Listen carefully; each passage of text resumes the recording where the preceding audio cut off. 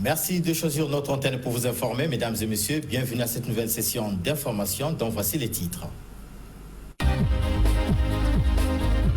Accusé de malversation financière, le directeur général de l'hôpital général de Dolisie et ses 5 complices ont été présentés ce lundi au procureur de la République près le tribunal de grande instance de Brazzaville. Et puis, la République du Congo est désormais membre à part entière du Fonds de solidarité africain. Toutes les précisions à suivre dans ce journal. Enfin, la question d'homologation des stades Alphonse Massamba Deba de Brazzaville et Paul Sahel Moukila de Dolisie était sur la table de la FECOFOOT. Invité de ce journal, le docteur Gildas Dakoye-Toli, maître assistant de philosophie à l'université Marien Ngouabi. Avec lui, nous parlerons de la 3e édition du congrès extraordinaire de la SOFIA. Bienvenue sur ce plateau, monsieur Dakoye. Merci, monsieur le journaliste. Ouvrons ce journal par cette information. Impliqué dans une affaire de malversation financière à l'hôpital général de Dolisie, Membenga Mpompolo Maurice, directeur général de cette structure sanitaire, et 5 autres accusés ont été présentés ce lundi au procureur de la République du parquet de Brazzaville qui a décidé d'engager des poursuites à leur encontre. Bruno Ndongo-Kanga nous en parle dans ce reportage. Dans le box des accusés, Maurice Mpompolo, l'actuel directeur général de l'hôpital général de Dolisie, et 5 autres cadres, tous relevant du ministère de la Santé et de la Population. Ils sont accusés comme auteurs et complices dans une affaire de malversation financière à l'hôpital général de Dolisie. Aujourd'hui, 22 juillet 2024, ces 6 personnes présumées auteurs des faits viennent d'être déférées à mon parquet. Il s'agit de Membenga Mpompolo Maurice, directeur général de l'hôpital général de Dolisie, Andessa Charles, ancien gestionnaire des crédits de l'hôpital général de Dolisie, Nyekumu Libaba Anselme Ludovic, conseiller technique du ministre de la Santé, Bakale Gérard, conseiller à la documentation du ministre de la Santé, Balombela Makassi Ruffin, directeur économique et financier de l'hôpital général de Dolisie, Avungu Sofoni Parfait, administrateur des SAF à l'hôpital général de Louangéli-Pointe-Noire. Les faits sont d'une extrême gravité et le procureur de la République annonce des poursuites judiciaires à leur encontre. Au regard de l'extrême gravité des faits, j'ai décidé d'engager des poursuites à leur encontre, suivant la procédure de crime flagrant pour des faits de détournement des fonds publics et d'abus de fonction. La présentation de ces présumés détourneurs ce jour fait suite à l'enquête entreprise par la CID, la Centrale d'intelligence et de documentation, par rapport à une dénonciation de malversation financière constatée dans cet établissement public. Rendons-nous cette fois dans la capitale de l'Or-Vert pour voir comment cette nouvelle des poursuites judiciaires à l'encontre du directeur général de l'hôpital général de Dolisie et les 5 autres accusés a été accueillie par les populations. Je ne vous en dis pas plus, je vous propose de suivre ce reportage de Brunel Ndongo-Kanga et Aurélien Zengi. Viennent d'être déférés à mon parquet. Il s'agit de Membenga Mpompolo Maurice. À Dolisie, la nouvelle sur des poursuites judiciaires pour malversation financière à l'encontre du directeur général de l'hôpital général de cette ville du Niari et ses 5 complices s'est répandu comme une traînée de poudre. C'est un ouf de soulagement pour nous, la jeunesse du Niari, sinon de Dolisie. Vraiment, c'est un ouf de soulagement. Nous sommes très contents. On s'est dit que nous avons une justice crédible. Nous remercions le travail qui vient de se faire, la CDI, tout ce qu'ils ont fait. Et nous faisons une conclusion nous soulignons qu'il y a une justice au Congo.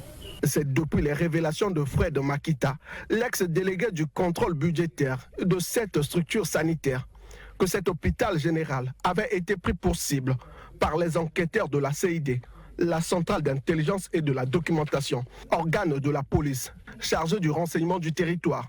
Aujourd'hui, ces Dolisiens sont très satisfaits des conclusions de cette enquête. 9 jours, c'est pour le voleur, 10 ans, c'est pour le propriétaire, Et après Dieu, c'est l'État. Ils ont fait un bon travail. Nous félicitons, c'est un bon travail. Nous, on se disait que peut-être que cela ne doit pas produire de fruits, mais quand on essaie de voir, la CID a récupéré et a transmis auprès du procureur de la République. Et nous, on s'est dit que ça va correctement bien aller et nous sommes très contents. La demande de ces populations à la CID est que tous ceux qui sont impliqués dans ce dossier, de près ou de loin, soient interpellés. Le président des sages qui avait pensé que Makita était incompétent, je ne sais pas sur quelle base qu'il avait jugé l'incompétence des frères de Makita. Voilà la suite, parce qu'aujourd'hui, là, l'incompétence des frères de Makita est en train de payer. Si aujourd'hui, le DG est arrivé à la justice, mais les sages aussi, le procureur de la République doit interpeller les sages. Aujourd'hui, pour ces Doliziens, Fred Makita est le symbole de lutte contre les antivaleurs. Cependant, le directeur général de l'hôpital général de Dolisie et les 5 autres cadres présentés devant le procureur de la République ce lundi bénéficient d'une présomption d'innocence jusqu'à preuve du contraire à l'issue d'un procès. Ce procès, il y en aura. Après plus d'un mois et demi de débrayage, l'intersyndical de l'université Marien Ngouabi a annoncé la reprise du travail dans cet établissement d'enseignement supérieur ce lundi. À propos, l'une de nos équipes de reportage est descendue sur le terrain pour constater l'effectivité de cette levée de grève. Armel Christian Zingamioko et Vilpion Steve Kenzo. Après près de 2 mois de vacances forcées, les étudiants sont de retour pour en faire renouer avec les cours. À la faculté des lettres, arts et sciences humaines, flash en sigle, l'heure est au retrouvailles. Étudiants, personnels, enseignants administratifs sont visiblement heureux. Quelques bureaux sont ouverts avec les agents à leur poste de travail. Par contre, les amphis et autres salles de cours sont fermées pour certains et vides pour d'autres. Pour des raisons diverses, les enseignements n'ont pas encore repris à Marien Ngouabi. Je suis vraiment émue, même lorsque j'avais vu la note, j'étais vraiment heureuse de revenir à l'école parce que lorsqu'on avait eu grève, ça m'avait vraiment découragée moralement parce que je me disais, comment ça, on a bien commencé l'année académique, mais au milieu, on peut arrêter les cours à cause de la grève. Donc, ça m'a vraiment fait du bien de revenir à l'école. En temps réel, on allait commencer les cours aujourd'hui, lundi, à partir de 7h, mais à cause d'une conférence qui se passera à l'amphi Tati Loutard, le congrès de philosophie. Le mardi, le mercredi et le jeudi. Donc, on reprendra vraiment les cours officiellement le vendredi. Que le calendrier a subi un coup. Nous étions déjà à 2 semaines, des sessions. Et voilà que nous sommes partis, on va dire, en congé forcé parce qu'il y avait grève. Mais nous espérons que, comme on a repris, que les choses se fassent comme se doit. Et on espère bien que la présence de l'université Marien Ngouabi fera de son mieux pour redresser le calendrier qui a déjà subi un coup. À Bakongo, dans les facultés des sciences et de droit, la situation n'est pas meilleure. L'effervescence des grands jours n'est pas encore au rendez-vous. C'est à la présidence de l'université Marien Ngouabi que des réponses aux constats faits sur le terrain ont été apportées. Berton Ofouémé, vice-présidente chargée des affaires académiques, éclaire notre lanterne. Ce matin, j'ai réunion avec l'intersyndical, les chefs d'établissement, pour qu'on se concerte sur le nouveau calendrier. Il y a des établissements qui ont déjà fini les sessions. Il y a des établissements qui n'ont pas fini. Il faut savoir que pendant la grève, il y a des enseignants, il y a le personnel à tous, chacun a voyagé, se retrouve quelque part, mais tout le monde doit reprendre le travail demain. Tout le monde doit reprendre le travail demain parce que j'estime que le gouvernement a fait sa part de travail. Le gouvernement a fait beaucoup d'efforts pour régler le problème du personnel de l'université Marien Ngouabi. Et maintenant, c'est à nous de faire notre part de travail aussi. Pour rappel, la grève à l'université Marien Ngouabi avait débuté le 8 juin 2024. Parmi les sujets de revendication, le non-paiement de salaire et la non-signature par le gouvernement du protocole d'accord gage de paix sociale durable à l'université Marien Ngouabi. Voilà ce qui nous emmène à échanger avec notre invité ici, le docteur Gildas Dakoé-Toli, maître assistant de philosophie à l'université Mariengouabi, sur la tenue du 3e congrès extraordinaire de la SOFIA, une société savante qui se veut désormais une association d'utilité publique. Alors, maître Gildas, quelles sont les activités qui sont au programme de ce congrès?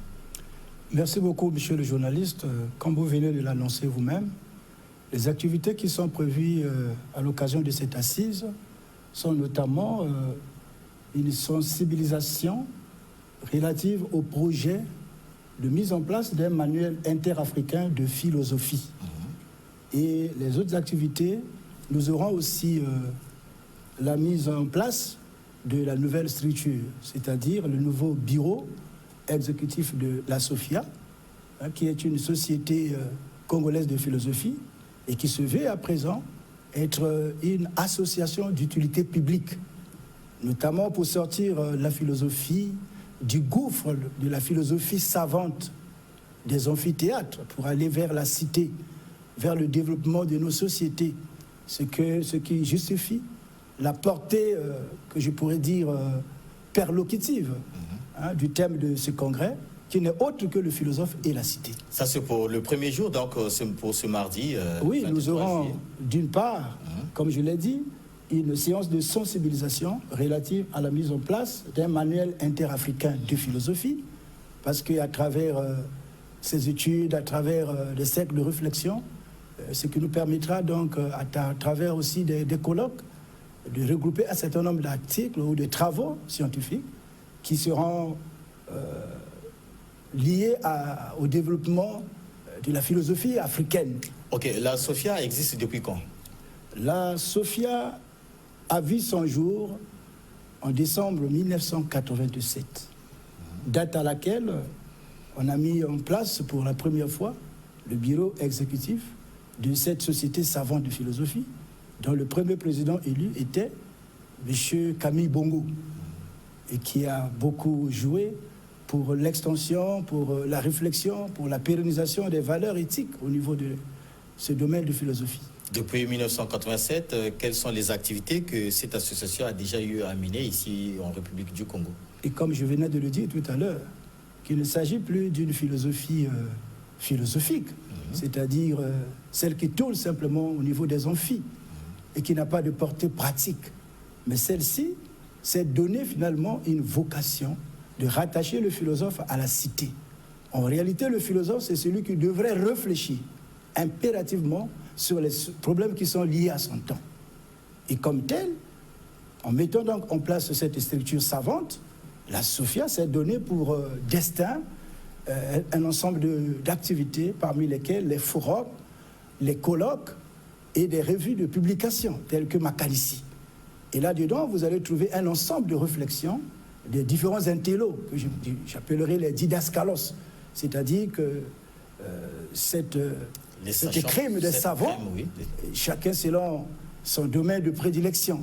Et donc, on regroupe aussi ces activités pour faire parler à nos sociétés, à nos populations, des réalités qui sont les nôtres et d'en trouver aussi un palliatif. Comme vous le savez, que la philosophie ne servirait à rien si elle n'apporte pas de remède à nos problèmes concrets. Est-ce que l'association est-elle apolitique ou bien politique? Non, la philosophie, par vocation, elle n'est ni politique, mais elle réfléchit sur la politique. Elle aborde des questions liées à la sociologie, liées au droit, liées à la médecine. Vous n'êtes pas sans savoir que la philosophie était la mère des sciences. Et comme je l'ai dit, nous ne pouvons pas limiter cette activité simplement aux philosophes. Comme je l'ai dit, le thème cardinal, c'est le philosophe et la cité. Donc, notamment, ceux qui réfléchissent sur le développement social, notre société, ils sont impliqués. Même vous-même, les journalistes, nous aurons des questions liées, par exemple, à l'éthique, à la citoyenneté. Aujourd'hui, nous avons des jeunes qui croupissent dans la délinquance juvénile. Mais qu'est-ce que nous devons faire en tant que philosophes? Il faut organiser aussi des conférences de proximité où l'on pourrait aborder des questions de liberté d'expression. Non pas pour tendre vers le libertinage ou l'anarchisme, mais des conférences qui vont donner un peu une espèce de base éthique à partir desquelles nos citoyens peuvent reprendre un peu cette portée, cette haute personnalité, le respect de l'autre, ainsi de suite. Alors, le thème retenu pour cette 3e édition, c'est le philosophe et la cité. Justement, au-delà du thème, oui. Est-ce que lesquels, c'est-à-dire tout le monde est convié, quels sont les enseignants ou soit la catégorie de personnes qui est prévue, qui est retenue pour prendre part à ces assises? Bien, mais je voudrais quand même préciser une chose. Est-ce que c'est seulement les philosophes ou bien les sociologues aussi, les anthropologues, ainsi de suite? Non. Cette société savante, elle est ouverte à toute corporation intellectuelle. La cité n'engage pas que les philosophes.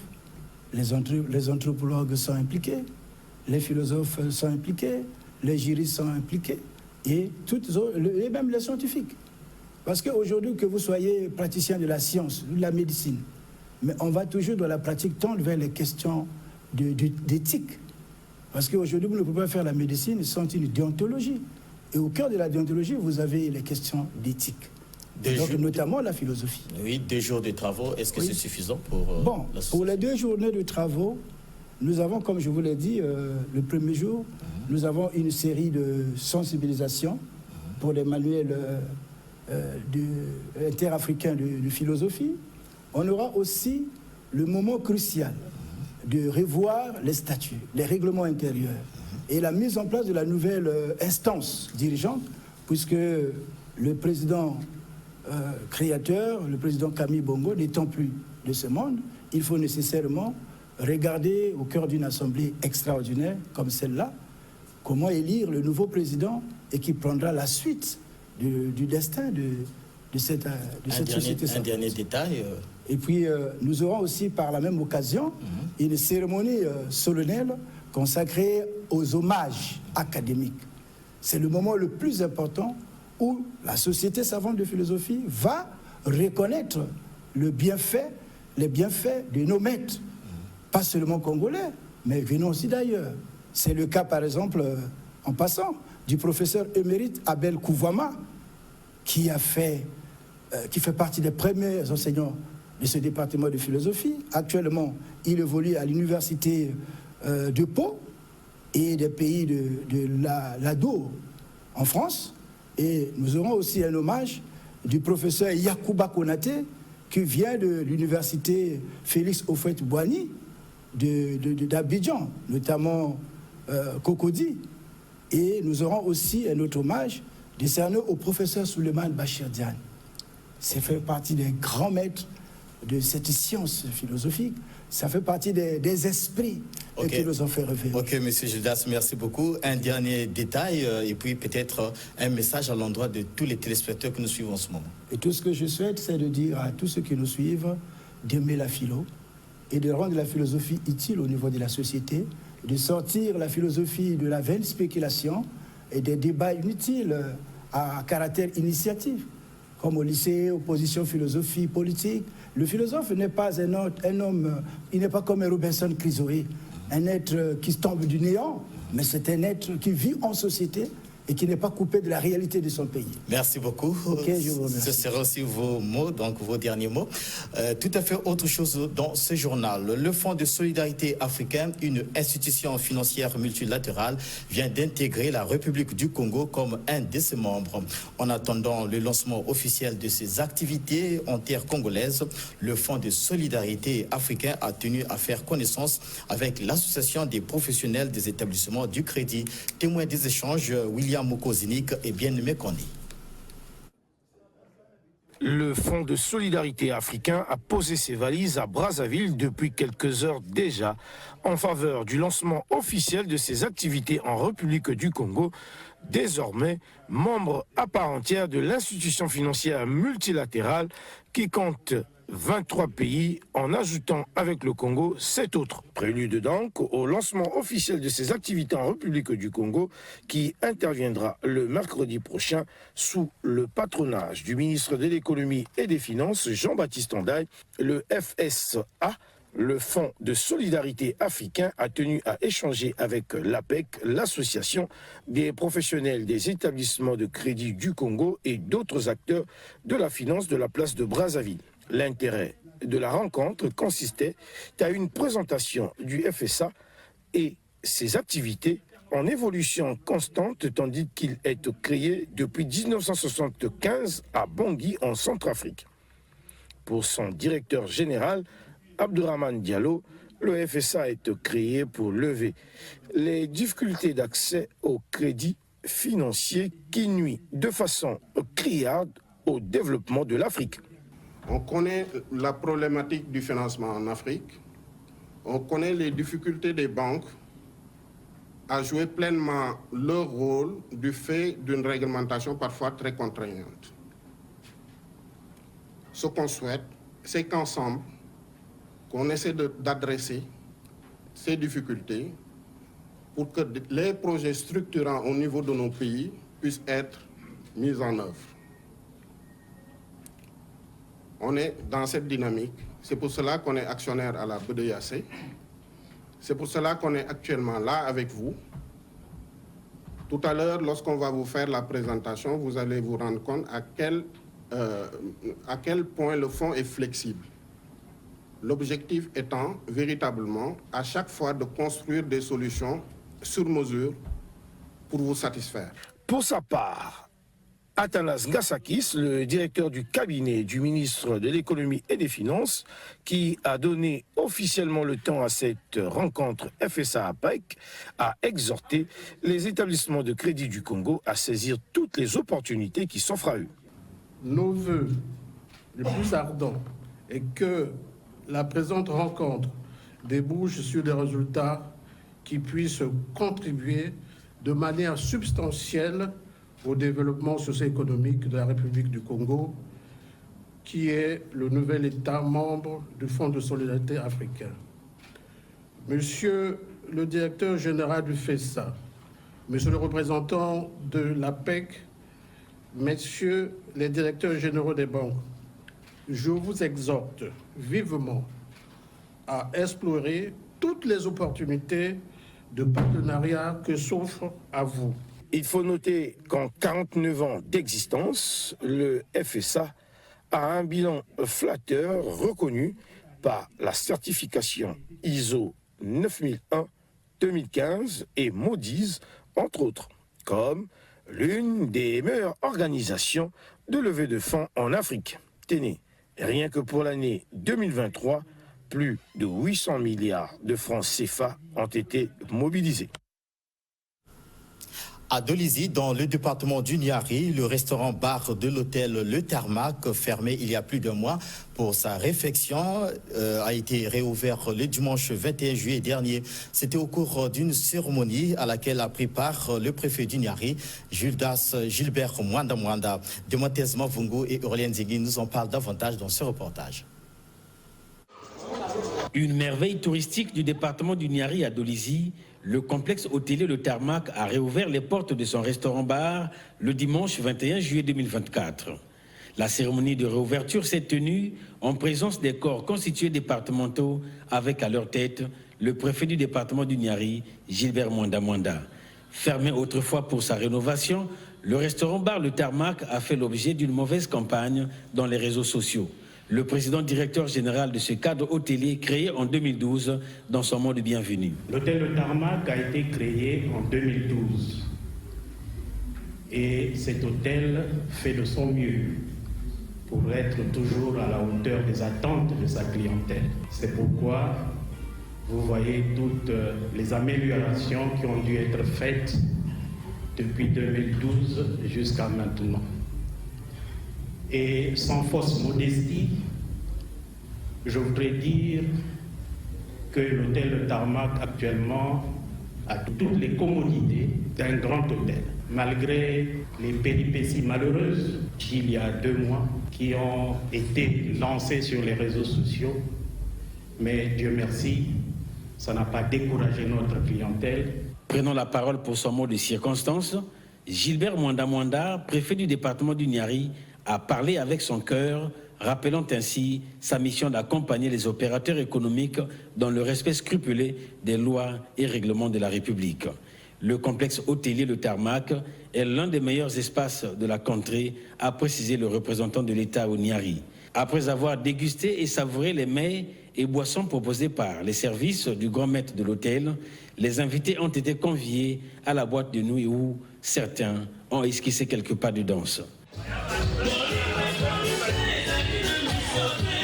Brant Divassa, directeur départemental du tourisme et hôtelier du Niari. L'hôtel Le Tarmac reste la porte-étendard de notre département et pour preuve, le préfet du département du Niari, M. Gilbert Mwanda, a pris part à cette cérémonie d'ouverture et que nous sommes tous convaincus et contents des prestations du personnel hôtelier exerçant dans cette structure. Rendons-nous aux États-Unis d'Amérique où le président américain Joe Biden n'est plus candidat à sa propre succession. Joe Biden a désigné Kamala Harris pour défendre le camp démocrate face à Donald Trump, déjà investi par les républicains. Le commentaire de Chrissy Machona. Aux États-Unis d'Amérique, le président Joe Biden ne sera plus candidat à la présidentielle. Le leader de 81 ans a finalement cédé dimanche à une décision qu'il a aussitôt transformée en héros dans son camp. À moins de 4 mois des élections, la vice-présidente Kamala Harris remplace Joe Biden dans ses obligations après que Biden ait contracté le Covid-19 la semaine dernière. Plus de 500 délégués démocrates soutiennent sa candidature qui la met face au candidat populaire Donald Trump. L'annonce de Biden crée l'incertitude dans l'échiquier politique. Dans le camp adverse des républicains, les attaques ont commencé. Donald Trump la traite de folle. Et pour son porte-parole de campagne, Kamala Harris serait pire que Biden et ramène tous sur la table le problème d'immigration qu'elle n'aurait pas pu régler avec beaucoup d'illégaux aux USA. I call her laughing Kamala. You ever watch her laugh? She's crazy. You know, you can tell a lot by her laugh. No, she's crazy, she's nuts. Chez les démocrates, l'on compte sur sa jeunesse et son dynamisme. 59 ans, première femme procureure du district à San Francisco, Kamala Harris fait parler d'elle. Le comité des délégués des démocrates va se réunir d'ici peu pour désigner officiellement leur candidat. Mais dans l'opinion, l'incertitude politique va jusque chez les Ukrainiens qui ont reçu l'aide de Biden dans la guerre contre la Russie. La Russie reste sur la défensive, même 2 ans après. Zelensky se dit prêt à discuter avec Moscou. Le sommet de janvier dernier, qui n'a vraiment pas abouti, passe à un deuxième en novembre prochain. La crainte des Ukrainiens, c'est de voir le nouveau président américain venir imposer des accords de paix qui seraient beaucoup moins favorables à l'Ukraine. Abordons le dernier virage de ce journal pour parler sport. Le comité exécutif de la Fédération congolaise de football se préoccupe de la non-homologation des stades Alphonse Massamba Deba et Paul Sayal Moukila de Dolisie. Au cours de la réunion tenue dimanche, la question était au menu des assises. Donald de Goma et Arnaud Toba nous en font le point dans ce reportage. L'AC Léopard de Dolisie et l'AS Auto ne savent toujours pas où ils vont recevoir leurs adversaires respectifs au premier tour des préliminaires des Coupes africaines interclubs. La question sur la non-homologation des stades Alphonse Massamba Deba et Paul Sayal Moukila de Dolisie préoccupe tellement qu'elle a été au menu des assises de la réunion du comité exécutif de la Fédération congolaise de football tenue dimanche sous les auspices de son président Jean-Guy Blaise Mayolas. Et dans le communiqué final qui a été rendu public par Boniface Karl Malalou, vice-président de la FECOFOOT, la question a été évoquée. Sur l'homologation des stades Massamba Deba et Paul Sayal Moukila, en dépit de la fermeture provisoire des stades qui ont pu entraver ces processus d'homologation, la Fédération congolaise de football, privilégiant l'intérêt national et conscient de l'intérêt et de la passion des Congolais pour le football, a engagé la procédure d'homologation de ces 2 stades auprès de la CAF. S'agissant du démarrage des compétitions interclubs de la CAF, Le comité exécutif de la FECOFOOT a relevé la difficulté de préparation des deux équipes en raison de la fermeture provisoire de deux stades précités. Si cette suspension perdure, il y aura, à n'en point douter, un impact négatif sur leur préparation. Impossibilité de disputer des matchs amicaux. Le comité exécutif réaffirme la participation des équipes nationales aux compétitions zonales U20 Fatih Cup à Kinshasa, U20 hommes à Brazzaville et U17 hommes au Cameroun. Et concernant les éliminatoires de la CAN Maroc 2025, la question n'est pas restée sous silence. Et pour les premières et deuxièmes journées de la CAN 2025, le comité exécutif a reçu en marge de la réunion le sélectionneur Isaac Ngata pour l'écouter sur la manière dont il entend aborder ces deux premières journées. À cet effet, des suggestions lui ont été faites pour améliorer les performances de l'équipe nationale. Et concernant la crise constatée entre la Fédération congolaise de football et le ministère en charge des sports, notamment sur la motion de défiance, celle-ci, selon la FECOFOOT, ne se fonde pas sur des faits spécifiquement imputables à elle. Ce document a été transmis à la FIFA et à la CAF, a-t-on appris au cours de ce compte rendu. Dans le cadre de la célébration des 80 ans d'existence de la basilique Sainte-Anne du Congo, le comité d'organisation de ces festivités a organisé une série d'activités sportives, à savoir le football et le nzango. Samedi dernier au stade Eboué, en finale de football, l'équipe de Saint-Esprit de Mungali a battu Fatima de Mpila par un score étriqué d'1-0. Bienvenue Pungi Pungi et Henri Mavambo. Du football au nzango, deux activités sportives qui s'inscrivent dans le cadre de la célébration des 80 ans d'existence de la basilique Sainte-Anne du Congo le 28 juillet prochain. Au football, la finale a été remportée par l'équipe de Saint-Esprit de Mungali, tout de rouge vêtu, par un score étriqué d'1-0 devant l'équipe de Fatima de Mpila en bleu-blanc. But inscrit à la première période de jeu ici au stade Eboué.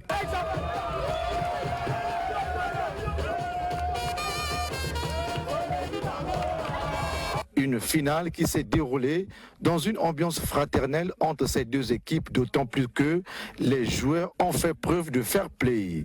Non, mais c'est une grande joie pour nous, parce que c'est vrai que le tournoi n'a pas été facile. On a eu à combattre deux équipes depuis le quart de finale. Ça n'a pas été facile, certes on l'a remporté, mais le match n'a pas été facile. Et aujourd'hui, à la finale, on a joué avec des robustes, mais on a pu avoir quand même le trophée. Merci beaucoup. On nous a battus. J'ai pas, d'autres mots à dire. Sauf que nous avons été forts à la première partie et la deuxième partie, physiquement et mentalement.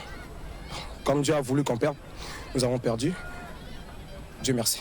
Concernant le nzango, la finale a été remportée par les dames de Sainte-Anne du Congo qui ont battu celles de Saint-Esprit de Mungali. Peu avant cette finale, les dames de Saint-Esprit de Mungali avaient éliminé celles de Fatima en demi-finale. Roy Yanza, membre du comité d'organisation, explique les raisons de la tenue de ce tournoi interparoisse qui a regroupé aussi les églises sœurs évangéliques et armées du salut de l'arrondissement 3 Poto-Poto. Ils sont terminés en beauté parce que déjà, comme je l'ai dit lors de l'ouverture, ce n'était pas seulement l'esprit sportif, mais également l'esprit chrétien au milieu de tout. Parce que c'était un jeu, un sport, mais on a ajouté le côté chrétien. Donc, à part le fair play, il y avait le côté chrétien. Donc, il y avait la quiétude, il y avait la paix et la tranquillité. La remise des trophées aux équipes championnes interviendra le 28 juillet prochain à l'occasion de la cérémonie marquant les 80 ans de la basilique Sainte-Anne du Congo en présence des autorités du pays.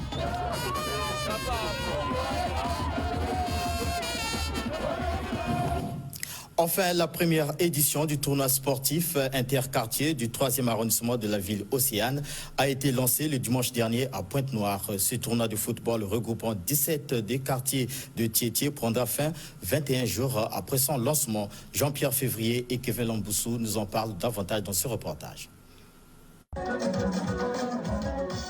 Un tournoi de football dénommé Challenge sportif de Nusa Songeso pour la jeunesse a été lancé officiellement le dimanche 21 juillet 2024 au stade Tataluboko dans l'arrondissement 3 de Tietie. 17 quartiers de cet arrondissement prennent part à ce tournoi sportif interquartier réunissant des jeunes garçons de 20 ans. Une façon pour les organisateurs de détecter en 3 semaines les talents du football qui émergeront de la commune de Tchétché.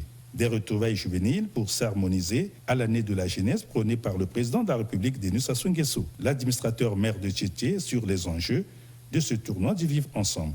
Ce tournoi sportif qui prend corps ce jour est une compétition de football interquartier qui réunit les jeunes garçons de 20 ans au plus des 17 quartiers de notre arrondissement. Initié par la mairie de mon arrondissement, ce tournoi de football permettra à tous les jeunes de faire bon usage de cette période de vacances scolaires, de mettre en valeur leurs talents de footballeurs et d'avoir un esprit sain dans un corps sain. Je déclare ouverte la première édition du tournoi de football interquartier, salon sportif Denis Sassou Nguesso pour la jeunesse, et bonne chance aux équipes participantes. Que vive la jeunesse de Tchétché, vive le football à Tchétché. Le coup d'envoi du tournoi a été donné par les 3 administrateurs maires venus pour la circonstance. En match d'ouverture, les équipes des quartiers 313 Loussala-Marché et 308 Mboukou ont tenu en haleine le public. Un match soldé par la victoire de l'équipe du quartier Mboukou sur Loussala-Marché sur un score de 2-1.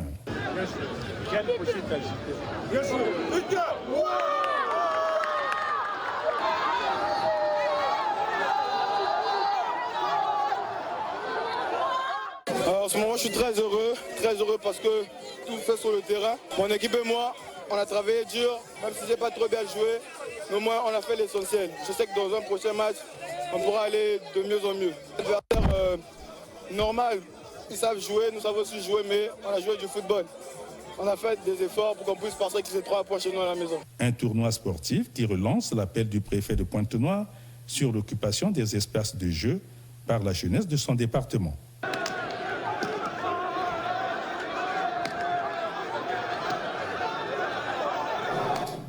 Voilà ce qui met un terme à cette session d'information. Merci à toute l'équipe technique et à l'ensemble de la rédaction, mesdames et messieurs. Restez en compagnie du programme de la DRTV, la chaîne du bassin du Congo.